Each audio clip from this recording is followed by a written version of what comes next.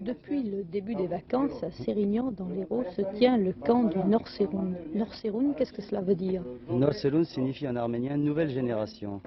En arménien, où se trouve l'Arménie?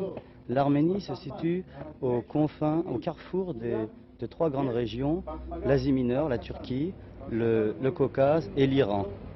Qu'est devenue l'Arménie?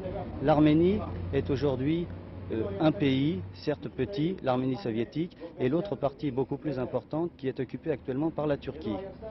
Pourriez-vous nous rappeler un tout petit peu l'histoire des dernières années de l'Arménie? Oui, elle est un peu triste, disons, mais en 1915, les Turcs ont perpétré un génocide contre toutes les populations arméniennes des provinces de l'Empire ottoman.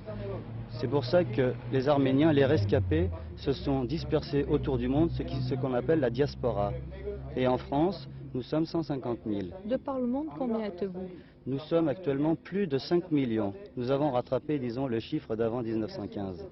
Vous me disiez qu'en France, vous étiez 150 000. Dans Oui. quelle grande région française êtes-vous? Principalement dans trois régions, la région parisienne, la région lyonnaise, le centre de la France, Lyon, Saint-Étienne, et la région du sud de Marseille, particulièrement Provence.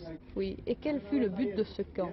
Eh bien, le but de ce camp, d'abord, c'était de créer un foyer arménien pendant les vacances, de pouvoir redonner à nos jeunes, disons, un peu du patrimoine arménien, particulièrement de l'histoire arménienne. Et c'est pour ça, d'ailleurs, comme le fait mon camarade, il explique actuellement la géographie de l'Arménie, ce que beaucoup ignorent. Beaucoup de jeunes sont avides de connaître l'histoire de leur passé. Mais ne croyez pas qu'ici, nous n'avons que des conférences. Nous avons aussi des activités artistiques, oui, exactement, dont la danse.